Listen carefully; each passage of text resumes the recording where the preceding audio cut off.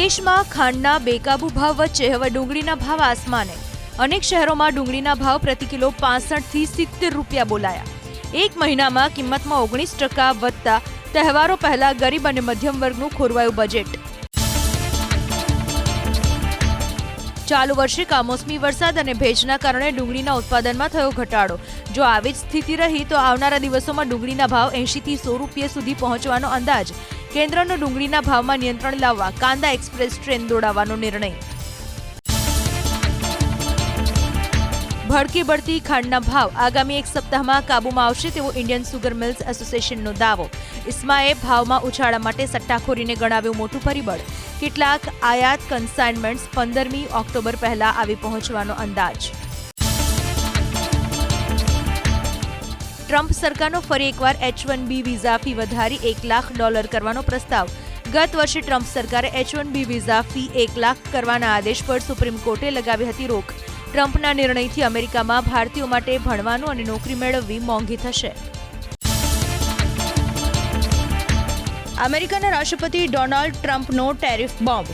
કેનેડામાં auto sector પર 50% ટેરિફનું એલાન। 1 જાન્યુઆરી 2027થી લાગુ પડશે ટેરિફ। કેનેડાથી આવતા કાર, ટ્રક, સ્ટીલ અને ઓટો પાર્ટ્સ પર લાગશે 50% ટેરિફ। ટ્રમ્પે પોતાના સોશિયલ મીડિયા એકાઉન્ટ પર કરી પોસ્ટ। ધોધમાર વરસાદ દિલ્હી NCRમાં અનેક સ્થળે જળજમાવડો। જાહેર માર્ગો પાણીમાં ગરકાવ થતા વાહન વ્યવહાર પ્રભાવિત। સંગમ વિહાર, દુર્ગા વિહાર અને કનોટ પ્લેસ વિસ્તારમાં ભરાયું આશરે 3 થી 4 ફૂટ પાણી। ઘર અને દુકાનોમાં પણ ફરી વળ્યા વરસાદી પાણી। પવન સાથે મેઘરાજાની તોફાની બેટિંગથી દિલ્હીના જાખીરા અંડરપાસ ફેરવાયો સ્વિમિંગ પુલમાં। ધ્રુવ વિહાર, ખાન માર્કેટ, જયસી રોડ અને ખારાખંબા રોડ પર પાણી ભરાયા। વાહનોની રફતાર પડી ધીમી। સંગમ વિહારમાં વિદ્યાર્થીઓને લઈને જતી વાન ફસાઈ પાણીમાં। ખરાબ હવામાન અને ભારે વરસાદને કારણે દિલ્હીમાં ખોરવાયું હવાઈ સેવાનું ટાઈમ ટેબલ। 2 આંતરરાષ્ટ્રીય ફ્લાઇટ સહિત 15 ફ્લાઇટને દિલ્હી એરપોર્ટથી કરવામાં આવી ડાયવર્ટ। સ્પાઇસજેટ સહિત અનેક એરલાઇન્સને મુસાફરો માટે જાહેર કરી એડવાઇઝરી। ઉત્તર પ્રદેશના ચિત્રકૂટમાં સતત વરસાદને કારણે વિષમ સ્થિતિ। મિર્ઝાપુર બંધ પાણીના દબાણને કારણે તૂટી ગયો। બંધનું પાણી ગામ સુધી પહોંચતા નુકસાન। ઘર, ખેતર અને દુકાન આવી ગયા પાણીની ઝપેટમાં। હાઈવે પર અવરજવર બંધ। જમીનદારી ડેમ તૂટતા બિહારના બેગુસરાયના બછવાડાના અનેક વિસ્તારમાં જળબંબાકાર। અનેક ગામમાં ફરી વળ્યા ગંગા નદીના પાણી। ખેતરો બેટમાં ફેરવાતા ખેતીને નુકસાન। સ્થાનિક પ્રશાસને હાથ ધર્યું ડેમનું સમારકામ। વરસાદી માહોલની વચ્ચે બિહારના ભાગલપુરમાં તૂટ્યો તટબંધ। નવગછિયામાં બિહાર સરકારના મંત્રી બુલો મંડલના ઘર નજીક આવેલો તટબંધ તૂટતા અનેક વિસ્તારમાં જળબંબાકાર। સ્થાનિક પ્રશાસને હાથ ધર્યું રાહત અને બચાવ કાર્ય। અનામત મુદ્દે રાજકારણ। કોંગ્રેસ અધ્યક્ષ મલ્લિકાર્જુન ખડગેના સરકાર પર પ્રહાર। સરકાર પાછલા દરવાજે અનામત ખતમ કરવાનો પ્રયાસ કરી રહી હોવાનો લગાવ્યો આરોપ। 2015થી કેન્દ્ર સરકારમાં લાખો જગ્યાઓ ખાલી। ખડગેએ કહ્યું, અનામતવાળી નોકરીઓ જ ખતમ કરી રહી છે સરકાર। પંજાબમાં ભાજપ એકલા હાથે લડશે ચૂંટણી। ભાજપના મહાસચિવ BL સંતોષે આપ્યા સંકેત। પટિયાલામાં ભાજપના પદાધિકારીઓ સાથે ચૂંટણીલક્ષી મુદ્દાઓ પર કરાયું મંથન। પંજાબની ચૂંટણી માટે ભાજપ તૈયાર હોવાનો દાવો।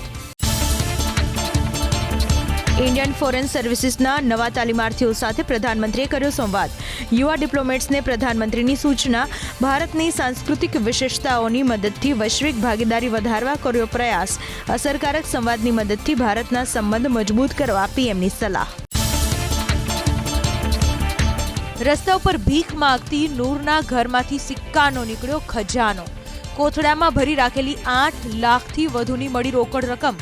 કર્ણાટકના મંડ્યાની 69 વર્ષીય વૃદ્ધ મહિલાએ જીવનભર ભીખ માંગી ગુજરાન ચલાવ્યું।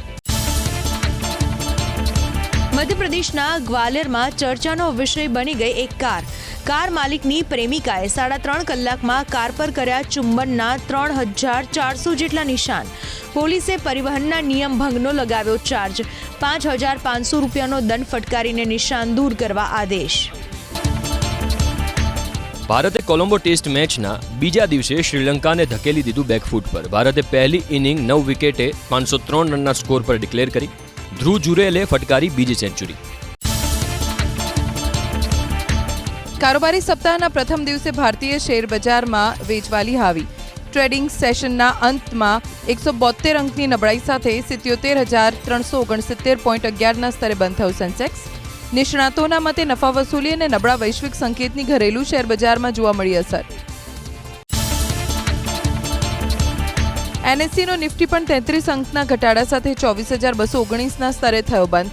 જેએસડબલ્યુ સ્ટીલ, હિન્ડાલ્કો અને ટાટા સ્ટીલ નિફ્ટીના ટોપ ગેનરમાં સામેલ.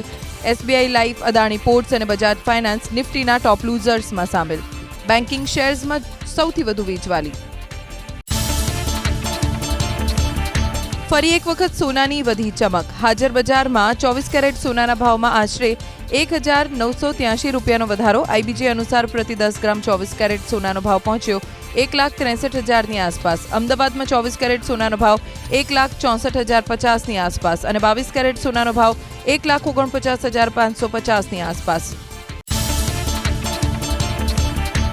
થોડા દિવસના ઉછાળા બાદ ચાંદીના ભાવમાં નજીવો ઘટાડો. આઈબીજે અનુસાર પ્રતિ 1 કિલો ચાંદીનો ભાવ 2,46,000ની આસપાસ.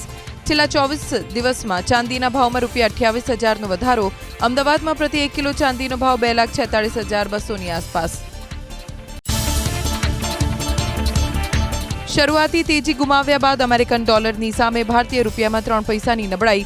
ફોરેક્સ માર્કેટ પર ટ્રેડિંગ સેશનના અંતમાં પ્રતિ ડોલર 95.74ના સ્તરે બંધ થયો. રૂપિયો 95.65ના સ્તરે ખુલ્યા બાદ ઇન્ટ્રાડેમાં 95.64ના ઉચ્ચ સ્તરે પહોંચ્યો હતો. રૂપિયો